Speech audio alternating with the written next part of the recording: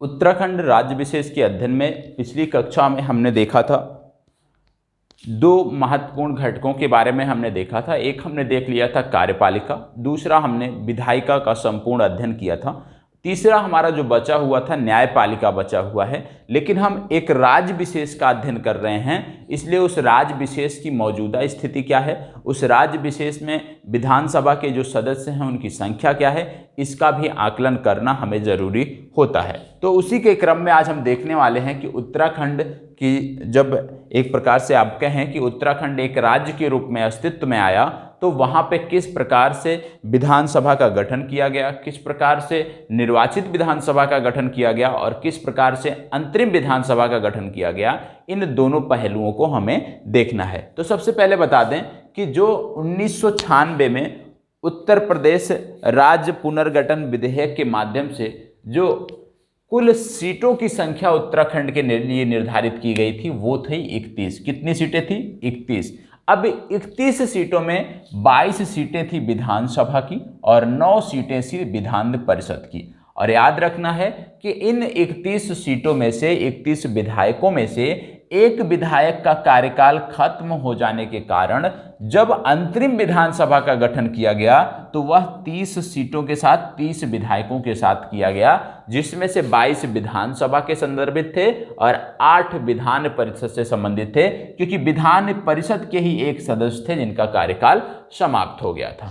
अब यहाँ पे आपको देखना है कि अंतरिम विधानसभा का गठन 30 विधायकों से किया गया। और आप जानते हैं, आपने पढ़ा है कि जब कोई विधानसभा गठित होती है तो सबसे पहले एक विधायक दल का नेता चुना जाता है, ठीक है, जिसके पास बहुमत होता है और राज्यपाल उसको मुख्यमंत्री के रूप में चुनते हैं। तो ये कौन था? तो इसके लिए जरूरी क्या है? बहुमत होना चाहिए। और इस 30 सदस्यों में यदि हम देखें, बहुमत की बात करें तो सबसे ज्यादा जो सीटें थी वो 23 सीटें थी भारतीय जनता पार्टी के साथ, 3 सीटें थी समाजवादी पार्टी के साथ, 2 सीटें थी बीएसपी के साथ और 2 सीटें थी कांग्रेस के साथ। ऐसी परिस्थिति में स्पष्ट दिख रहा है कि भारतीय जनता पार्टी के साथ उस समय बहुमत था, तो मुख्यमंत्री भी भारतीय जनता पार्टी का ही होगा। तो इसी के अनुरूप 23 सदस्य के साथ सुरजीत सिंह बरनाला पहले राज्यपाल चुने गए थे और इन्हीं के द्वारा भारतीय जनता पार्टी के कैंडिडेट नित्यानंद स्वामी को मुख्यमंत्री पद के लिए आगे किया गया, इनको मुख्यमंत्री नियुक्त किया गया। और इनके मुख्यमंत्री के कुल कैबिनेट में 9 कैबिनेट मंत्री तथा राज्य मंत्री थे। मतलब जब नित्यानंद स्वामी मुख्यमंत्री के रूप में उत्तराखंड राज्य विशेष में थे तो उस समय मुख्यमंत्री को लेकर कुल 9 कैबिनेट मंत्री और 4 राज्य मंत्री के साथ उत्तराखंड के इस अंतरिम विधानसभा का गठन किया गया था। और आपको बता दें, नित्यानंद स्वामी जो थे ये पूरा कार्यकाल अपना संभाल नहीं सके और 29 अक्टूबर को इन्होंने इस्तीफा दे दिया। 29 अक्टूबर कब ये गठित किए गए थे? ये गठित किए गए थे 9 नवंबर 2000 को, ठीक है। और 9 नवंबर 2000 से लेकर ये 29 अक्टूबर 2001 तक थे और इस दौरान इन्होंने इस्तीफा दे दिया। और जब इन्होंने इस्तीफा दिया तो भगत सिंह कोश्यारी को दूसरा मुख्यमंत्री घोषित किया गया।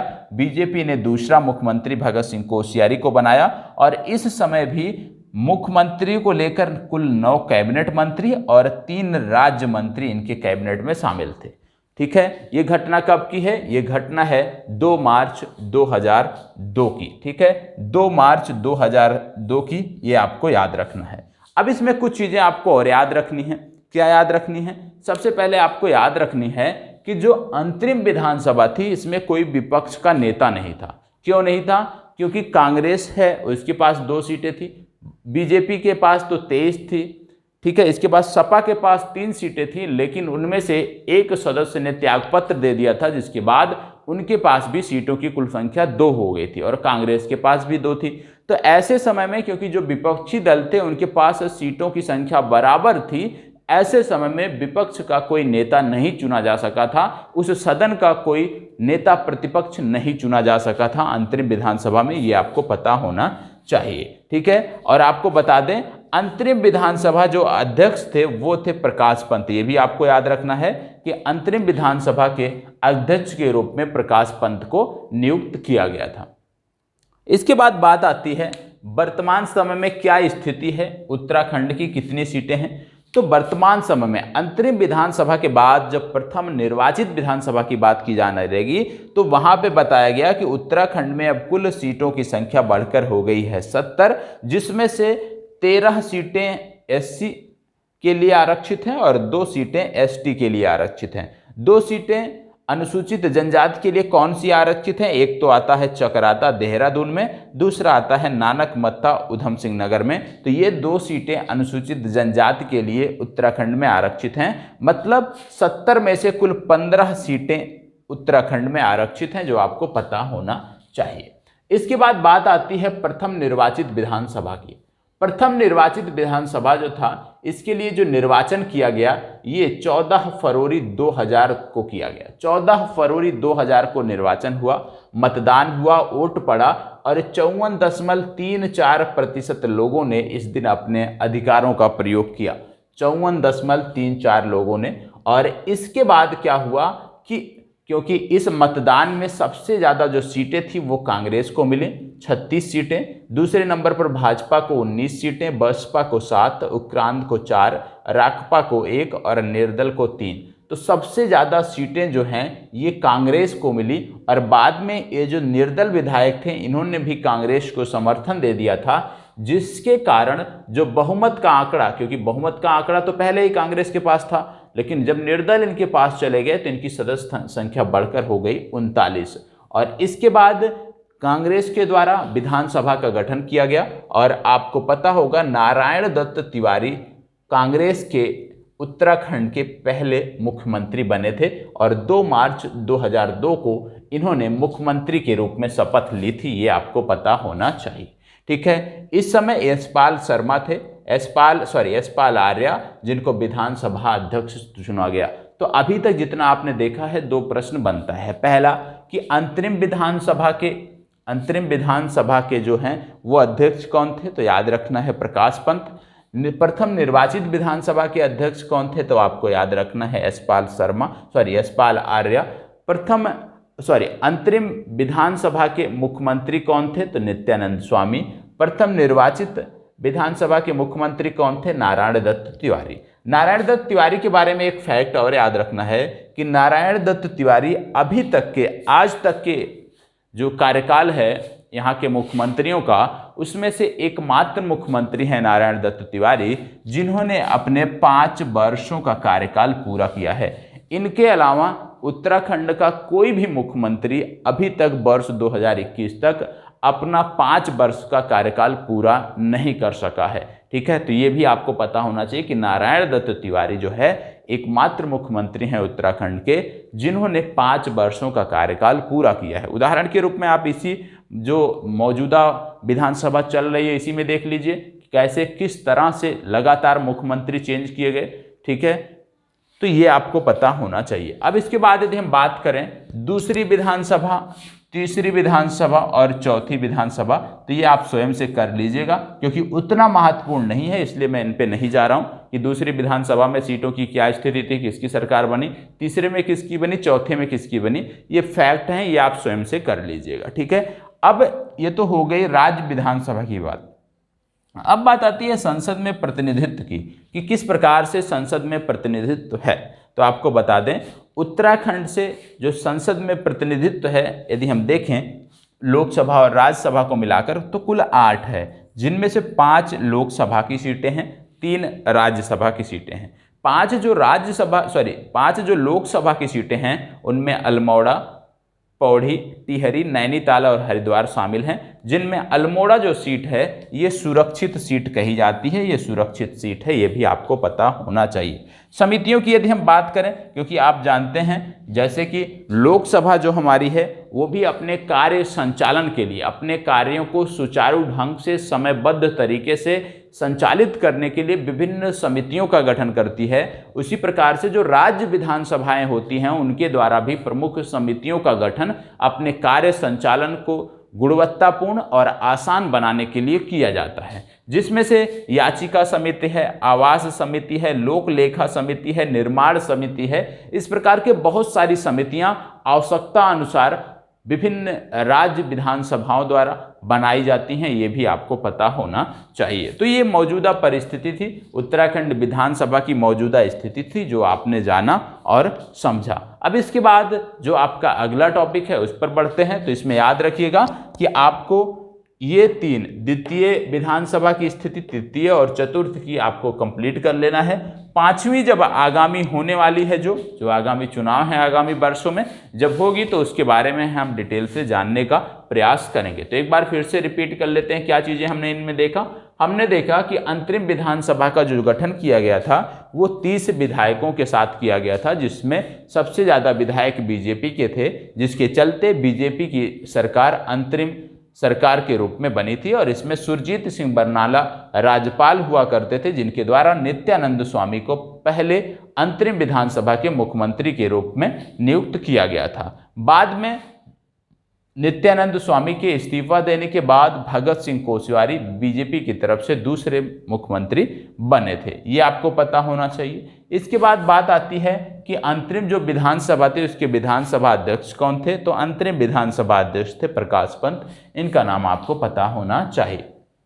फिर हम आते हैं प्रथम निर्वाचित विधानसभा पर, और प्रथम निर्वाचित विधानसभा के लिए 14 फरवरी, ये तिथि आपके लिए महत्वपूर्ण है, 14 फरवरी 2000 को मतदान हुआ। और इस मतदान में 54.34% लोगों ने अपने अधिकारों का प्रयोग किया और नारायण दत्त तिवारी को पहले मुख्यमंत्री के रूप में स्थापित किया। और नारायण दत्त तिवारी क्योंकि कांग्रेस से संबंधित थे और कांग्रेस को बहुमत मिला था, इसलिए नारायण दत्त तिवारी पहले मुख्यमंत्री थे। और ये पहले मुख्यमंत्री ऐसे भी हैं कि इन्होंने 5 वर्षों का कार्यकाल पूरा किया है।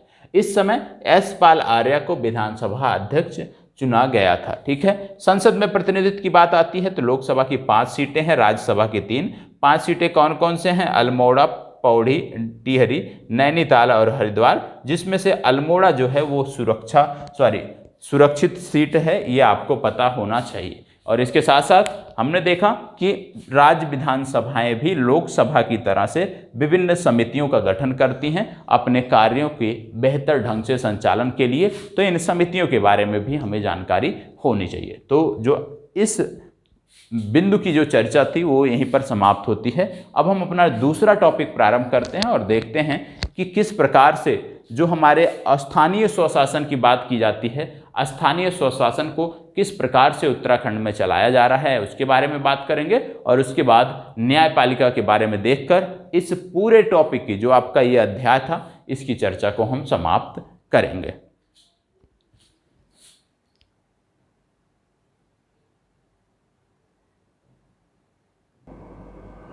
चलिए, तो अब शासन के तीसरे सबसे महत्वपूर्ण अंग न्यायपालिका की हम बात करने वाले हैं।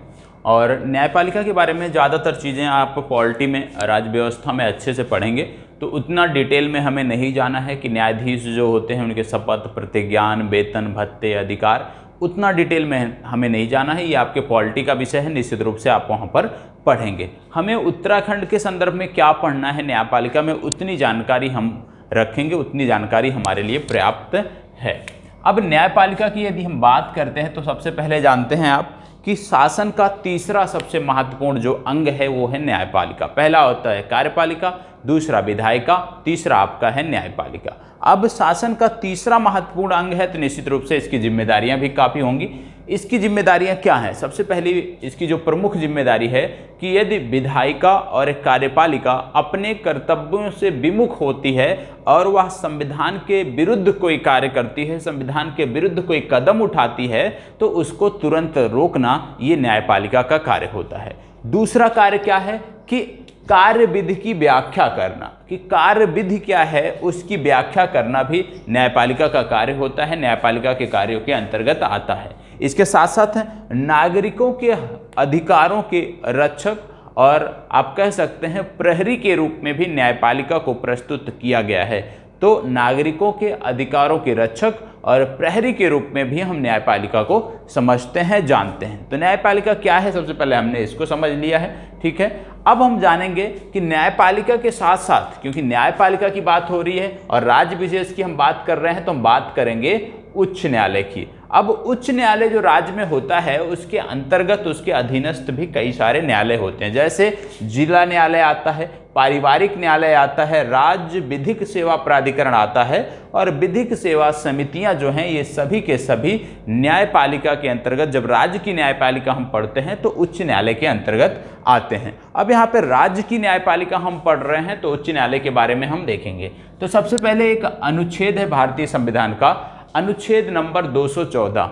अनुच्छेद नंबर 214 क्या कहता है? अनुच्छेद नंबर 214 कहता है कि प्रत्येक राज्य के लिए एक उच्च न्यायालय होगा, प्रत्येक राज्य का अपना एक उच्च न्यायालय होगा। हालांकि भारत में कुछ राज्य ऐसे हैं जहां पे संयुक्त न्यायालय की व्यवस्था है, मतलब 2 या 2 से अधिक राज्यों के लिए भी एक न्यायालय हो सकता है, ये भी भारतीय संविधान में बताया गया है। तो विशेषकर ज़्यादातर है कि प्रत्येक राज्य के लिए अपना एक उच्च न्यायालय होगा। और आपको बता दें, जब उत्तराखंड की हम बात करते हैं तो 9 नवंबर वर्ष 2000 को देश के 20वें, ये भी आपको याद रखना है कि देश के 20वें उच्च न्यायालय के रूप में नैनीताल में उत्तराखंड को एक न्यायालय मिला और यह उत्तराखंड का उच्च न्यायालय हुआ। कब मिला? 9 नवंबर वर्ष 2000 को देश के 20वें उच्च न्यायालय के रूप में नैनीताल में उच्च न्यायालय का गठन किया गया। आपको वर्ष याद होना चाहिए, क्रम याद आना चाहिए कि कौन सा न्यायालय का कौन सा क्रम था। 20वें नंबर का उच्च न्यायालय था जो नैनीताल में स्थापित किया गया। और यहाँ से एक चीज़ और स्पष्ट हो गया कि उत्तराखंड का जो उच्च न्यायालय है वो नैनीताल में स्थापित है। इसके बाद इसमें आता है एक महत्वपूर्ण अनुच्छेद जो है आर्टिकल नंबर 127। आर्टिकल नंबर ये 127 ये कहता है कि इसके अंतर्गत उच्च न्यायालय को राज्य के अन्य न्यायालयों और न्यायाधिकरणों के अधीक्षण का पूरा अधिकार है। अन्य न्यायालयों में कौन कौन से आ जाते हैं? अभी हमने देखा जिला न्यायालय, पारिवारिक न्यायालय, राज्य विधिक सेवा प्राधिकरण और विधिक सेवा समितियां, इनके भी अधीक्षण का पूरा अधिकार उच्च न्यायालय को अनुच्छेद 127 के अंतर्गत दिया गया है। ये भी आपको पता होना चाहिए। ये आपको इसलिए भी अनुच्छेद याद रखने हैं क्योंकि जब आप मुख्य परीक्षा में उत्तर लेखन करते हैं और मान लीजिए अधीनस्थ न्यायालयों से संबंधित कोई प्रश्न आ गया या उच्च न्यायालय से संबंधित कोई प्रश्न आ गया और जहां पर इसके अधीक्षण की बात की जाती है तो आपको अनुच्छेद आपको याद रखने हैं, ठीक है। तो अनुच्छेद 127 आपको याद रखना है। अब उत्तराखंड की हम बात कर रहे हैं तो उत्तराखंड न्यायालय की क्योंकि स्थापना 2000 में हुई थी तो प्रथम मुख्य न्यायाधीश के रूप में किसे चुना गया था? प्रथम मुख्य न्यायाधीश के रूप में अशोक अभयंकर देसाई, ये उत्तराखंड न्यायालय के प्रथम मुख्य न्यायाधीश थे, ये आपको पता होना चाहिए। तथा प्रथम रजिस्ट्रार के रूप में GCM रावत को नियुक्त किया गया था।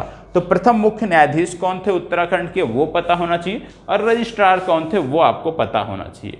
फिर बाद में क्या हुआ? अप्रैल 2001 में, लगभग 1 वर्षों बाद आप कह सकते हैं या 6 महीने बाद आप कह लीजिए, क्योंकि नवंबर में गठन हुआ तो 6 महीने बाद, कि अप्रैल 2001 में क्या किया गया?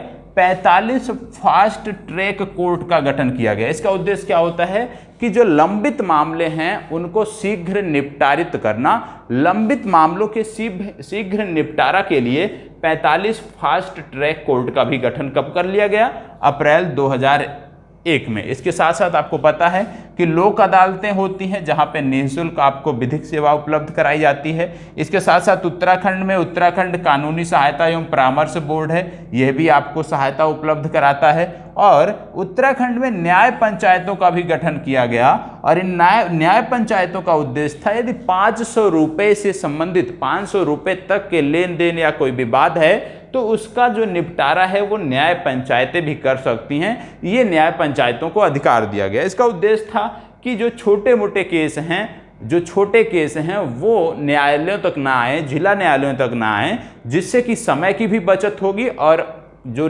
जिला न्यायालय है उसका कार्य भी बेहतर ढंग से संचालित कर दिया जाएगा, क्योंकि आप जानते हैं भारत में यदि हम देखें तो न्यायालयों पर कार्य बोझ बहुत ज़्यादा है और उस अनुपात में न्यायाधीशों की नियुक्ति नहीं हुई है, जिसके चलते करोड़ों मामले पेंडिंग में हैं, लंबित हैं। और इनमें से ज़्यादातर मामले वो हैं जो आपराधिक प्रवृत्ति के हैं, जो ज़्यादा जरूरी हैं, वो भी ऐसे मामले भी पेंडिंग रह जाते हैं, लंबित रह जाते हैं, जिसके चलते आप कह सकते हैं न्याय में देरी होती है। और न्याय में देरी का मतलब होता है कि समझ लीजिए उस व्यक्ति को आप सजा ही दे रहे हैं। मान लीजिए किसी व्यक्ति को किसी के मर्डर में गलत तरीके से आरोपी बना दिया जाता है और वो जेल में बंद है, ठीक है, क्योंकि केस की सुनवाई अभी हो रही है।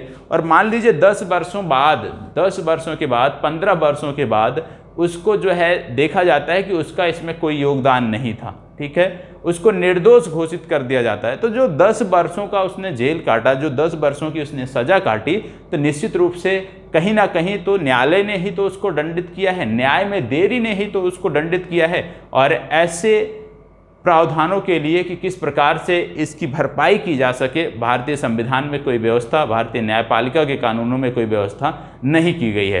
तो न्यायालयों में मामलों का लंबित होना एक बहुत बड़ी, आप कह सकते हैं, चिंता का विषय है। अब इसके साथ साथ हम देखेंगे लोकायुक्त संगठन। लोकायुक्त क्या होता है, लोकायुक्त का उद्देश्य क्या होता है, सबसे पहले इसको जानने का, समझने का प्रयास हम करेंगे। राज्य शासन व्यवस्था में अधिकारों के दुरुपयोग, भ्रष्टाचार, कदाचार ना हो, इसके लिए लोकायुक्त का गठन किया जाता है। और इसमें क्या होता है कि जो लोकायुक्त होता है वो इस प्रकार के कोई भी मामले होते हैं, चाहे वो राज्य सरकार के खिलाफ हो, चाहे उनके पदाधिकारियों के खिलाफ हो, अधिकारियों के खिलाफ हो, तो उसकी सुनवाई कर सकता है। तो इसका उद्देश्य क्या होता है कि राज्य शासन प्रशासन में अधिकारों के दुरुपयोग, भ्रष्टाचार एवं कदाचार संबंधी शिकायतों के निपटारे के लिए, शिकायतों के सुनवाई के लिए इसका गठन किया जाता है। और जो नए प्रावधान हैं उसके अनुसार यदि हम देखें तो उत्तराखंड में जो लोकायुक्त है उसकी शक्तियां मुख्यमंत्री तक भी हैं, कि मुख्यमंत्री तक की भी वो जांच कर सकता है, मंत्रिपरिषद के सदस्यों की भी जांच कर सकता है, और जो अधिकारी हैं उनकी भी जांच कर सकता है। तो लोकायुक्त के अंतर्गत, लोकायुक्त की शक्तियों के अंतर्गत उत्तराखंड राज्य में मुख्यमंत्री भी आते हैं, ये आपको पता होना चाहिए। और जो लोकायुक्त का संगठन है उत्तराखंड राज्य विशेष में, वो विशेषकर 6 सदस्यीय है, जिसमें से एक अध्यक्ष होता है, 5 इसके सदस्य होते हैं, लेकिन इसकी सदस्य संख्या 7 तक बढ़ाई जा सकती है यदि आवश्यकता होती है, लेकिन सामान्यतः 6 सदस्य संख्या वाला ये संगठन आपका है। इसमें से जो 50% सदस्य होते हैं इनको बोला जाता है कि 20 वर्ष के अनुभव वाले विधिक पृष्ठभूमि के, न्यायिक पृष्ठभूमि के होने चाहिए, और 50% जो सदस्य हैं वो लोक सेवा, सतर्कता, शासन, वित्त प्रबंधन, पत्रकारिता में 20 वर्षों के अनुभव के साथ होने चाहिए। तो ये आपको याद रखना है, ये कीवर्ड है 20 वर्ष, क्योंकि जो भी सदस्य हैं प्रत्येक केस में 20 वर्षों का अनुभव मांगा गया है, ये आपको पता होना चाहिए। और जो लोकायुक्त हमारा है उत्तराखंड राज्य विशेष में, ये किस प्रकार से मामलों की सुनवाई करता है, इसके लिए 3 विंग बनाए गए हैं। पहला विंग है अन्वेषण का, दूसरा विंग है अभियोजन का, और तीसरा विंग है न्यायिक का। ये भी आपको पता होना चाहिए। इन 3 विंगों के अंतर्गत उत्तराखंड राज्य विशेष में लोकायुक्त के द्वारा सुनवाई की जाती है। तो ये थी आपकी न्यायपालिका। न्यायपालिका में ज़्यादा कुछ नहीं है, ज़्यादातर चीज़ें हैं जो आपको पॉलिटी में पढ़ाई जाएंगी, तो इसलिए मैं न्यायपालिका के बारे में आपको नोट डाउन भी नहीं करा रहा हूँ। विधानसभा के बारे में आपको मैंने नोट करा दिया था, फिर मैंने कार्यपालिका के बारे में आपको नोट करा दिया था। इसके बारे में मैं नोट नहीं करा रहा हूँ, इसके बारे में आप क्योंकि पॉलिटी में पढ़ेंगे, यहाँ पे आपको उत्तराखंड के संदर्भ में देखना था, वो मैंने आपको यहाँ पे उपलब्ध करा दिया है। तो आज की जो हमारी चर्चा थी, इस विषय वस्तु पर जो हमारी चर्चा थी, जो हम पढ़ रहे थे, वो आपकी समाप्त होती है। ठीक है, अब इसमें कुछ भी बचा नहीं, इसमें अधीनस्थ संस्थाएं बची हुई हैं कुछ, जिसमें नगर पंचायतें हैं, आप ग्राम पंचायतें हैं, ठीक है, तो उसको आप पॉलिटी में पढ़ेंगे, तो इसलिए मैं वहाँ पे जाना नहीं चाहता हूँ। ठीक है, तो ये सारी की सारी चीज़ें जो थी वो यहाँ पे समाप्त हुई है। अब आगे जो है अगली कक्षा में हम पढ़ने वाले हैं उत्तराखंड के भौतिक विभाजन के बारे में, उत्तराखंड के फिजिकल ज्योग्राफी जो है उसके बारे में हम अध्ययन करेंगे। तो आज की जो चर्चा थी इसको यहीं पर समाप्त करते हैं। इससे संबंधित मुख्य परीक्षा में जो भी प्रश्न, क्योंकि नए पैटर्न की यदि हम बात करें तो एक बार आपकी मुख्य परीक्षा हुई है, तो उस नए पैटर्न पर यदि कोई भी प्रश्न इस टॉपिक से बना होगा तो निश्चित रूप से हमें और आपको उसको हल करना चाहिए। जो आपकी अगली कक्षा होगी उसमें मैं प्रश्नों को लेकर आपके समक्ष उपस्थित रहूंगा। और प्रारंभिक परीक्षा के प्रश्नों की बात करें तो प्रारंभिक परीक्षा के जितने भी प्रश्न आए हैं मैं 100% कह सकता हूं दावे के साथ कि आप 90% प्रश्नों को आसानी से हल कर पा जाएंगे जितना अभी तक आपने पढ़ा है। तो इसमें कहीं भी कोई समस्या नहीं होगी, इसमें ज़्यादा कुछ था ही नहीं, क्योंकि ज़्यादातर चीज़ें आपकी राज्य व्यवस्था पॉलिटी से जुड़ती थी, जिसको भी आपने एक बार पढ़ा होगा। क्योंकि यदि आप परीक्षा देने जा रहे हैं तो निश्चित रूप से आपने पॉलिटी का अध्ययन किया होगा, वहाँ पर चीज़ें इनके बारे में डिटेल में दी गई हैं। चलिए, बहुत बहुत धन्यवाद, बहुत बहुत आभार। कोई भी समस्या होती है तो टेलीग्राम ग्रुप आपका है, टेलीग्राम ग्रुप पर आप जुड़ें और कोई भी समस्या होती है तो आप हमें बताएं। और आपको बता दें, यदि टेलीग्राम ग्रुप की लिंक नहीं मिल रही है जिस पर मैं उत्तर लेखन कराता हूं, तो मेरा नाम है कुलिंदर सिंह यादव, KULINDARSINGHYADAV। टेलीग्राम पर सर्च कर लेंगे आप मुझे कुलिंदर सिंह यादव के नाम से, तो मैं मिल जाऊंगा। वहां पे आप यदि अपने बारे में जानकारी देखकर मैसेज कर देंगे तो मैं आपको टेलीग्राम ग्रुप से जोड़ दूंगा। और क्योंकि उत्तर लेखन प्रतिदिन हो रहा है तो आपका जुड़ना अनिवार्य है। ठीक है, चलिए, बहुत बहुत धन्यवाद।